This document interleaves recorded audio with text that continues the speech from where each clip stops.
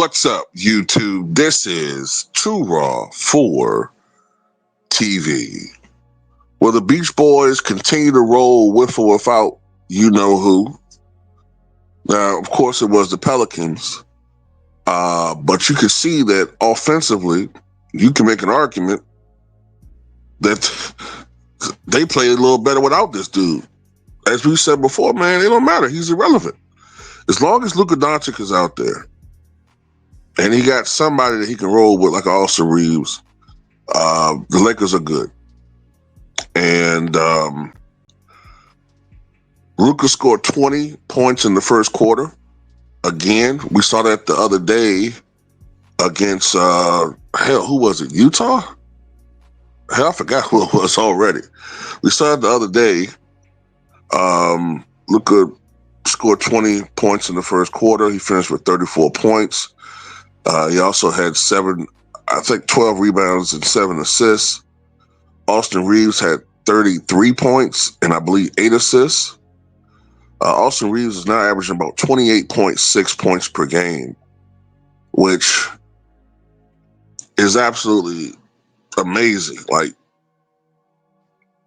even in this era, I tell you all the time, like the scoring in this era is inflated. Because it does annoy me when I see a lot of young dudes compare the stats of today from players from the late 90s, early 2000s. You can't do it, man, because that you can't really do that because basketball is played in a totally different style and manner back then. Like, hell, I would argue teams only had, at times, in some of those games, 50-something possessions. Maybe 50-something possessions, 60 possessions. Whereas today, teams can have 90-some possessions or something like that. I got to look at the stats again. But, yeah, it's a totally different brand of basketball, man. But anyway, the Lakers offensively are one of the best teams in the NBA, period. Offensively, the Lakers can score with the best of them. I think Rui Hachimura had 14 points, I think 14 or something like that. DeAndre Ayton had like another double-double, 22 points and 12 rebounds or 14 rebounds or something like that. He's having the best season of his career. And it's no coincidence that he's doing this playing with Luka Doncic and Austin Reeves to a certain extent. As I said before, Luka makes players around him better. And LeBron never really did that. Not to this extent. And you notice something? You're not hearing Luka needs help. You're not hearing that. You notice that? You're not hearing Luka needs all this magical help. Even though he's playing with a guy that's wasn't Austin Reeves a non-drafted guy? And he's averaging almost 29 points a night playing with Luka. Was it just coming into this season, DeAndre Ayton like a much maligned center who underperformed and underachieved most of his career, and now he's having a career year? And I told y'all this would happen because Luka makes players. I told y'all he's better than LeBron James, bro. He's better as far as being a leader. The only thing LeBron got over him is athleticism and career defensive ability and defensive prowess. But that was 10 years ago, LeBron. And and I know some of the angle y'all LeBron fans are coming at me, but y'all ain't got no leg to stand on. Oh, look at you all. The pro-black taking the stand for the white man. Shut up. Hear that mess? All the goddamn brothers, so-called LeBron, and threw on the bus over the years. You want me to go down memory lane? We'll make a video about that?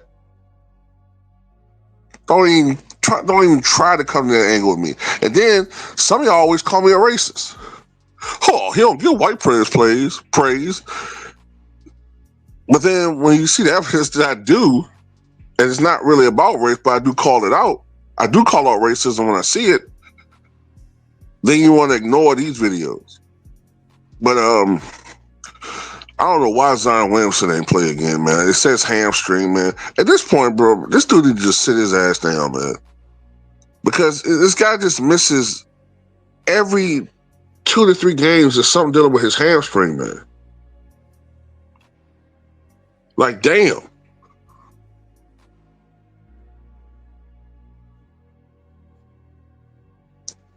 I mean, I know you can't help a hamstring injury. I get that. And you can't really play on that. But it's like, damn, like, isn't he too young to keep having these types of injuries consistently? What is he, like 24? I'm used to guys like being 34, 35 when they still have, like, when they start having all these, wear and tear injuries. These motherfuckers having wear and tear injuries, and they only been in the league 4 years and played half their careers. It's just crazy, man. But I keep hearing how these guys today are so athletically advanced, like Stan Van Gundy. So I didn't even make a video about that shit. Stan Van Gundy is I don't know, man. He's a weirdo in my opinion. Talk about he said the best 20 players in NBA history have probably played in the last 20 years. So basically he's saying like Larry Bird and Magic Johnson are not top 20 all-time players. Yeah, when you talk like that, yeah, I don't want to hear anything. I don't need to hear anything about your opinion on historical assessments because human beings don't evolve that quickly. Human race doesn't evolve that quickly. We're not machinery. We're not tech.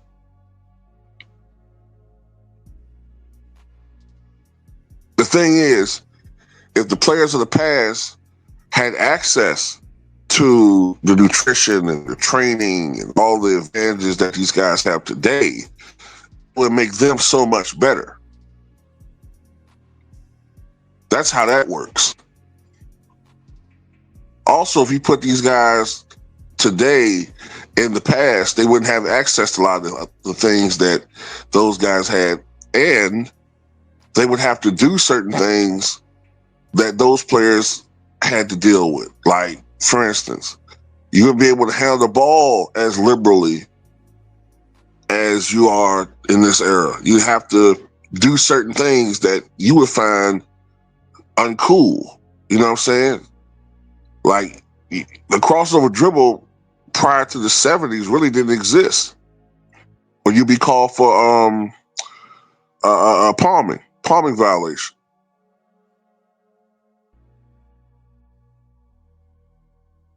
You had to deal with real physical defense. Prior to the official would just get you called for a technical. The physicality of the game would be such a big change for these dudes. That's the biggest change, I think. The officiating and the physicality would really get to. Plus, if you're black, don't even go that route for me. You don't even want to go that route. The stuff you have to deal with fans and incidences, and you don't have social media to run to vent to. You got to deal with that shit yourself. Deal with that shit with your family. I'm just saying that shit goes both ways. But anyway, getting back to the fun here. It's good to see the Lakers thrive, man. So I think the Lakers are now what? I think they've won 7 in a row. I think they won 7 in a row. I think they are what? 14-4 or 15-4? I think the Lakers are 15-4. So they're one of the best teams in the NBA. I don't think that they are a championship team.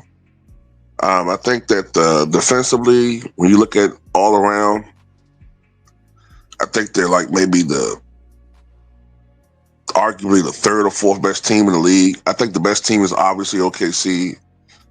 And then you would have, I would put maybe a team like maybe the Rockets 2nd, maybe Detroit 3rd. You can make an argument the Lakers are fourth. You can make an argument for that, obviously. Um,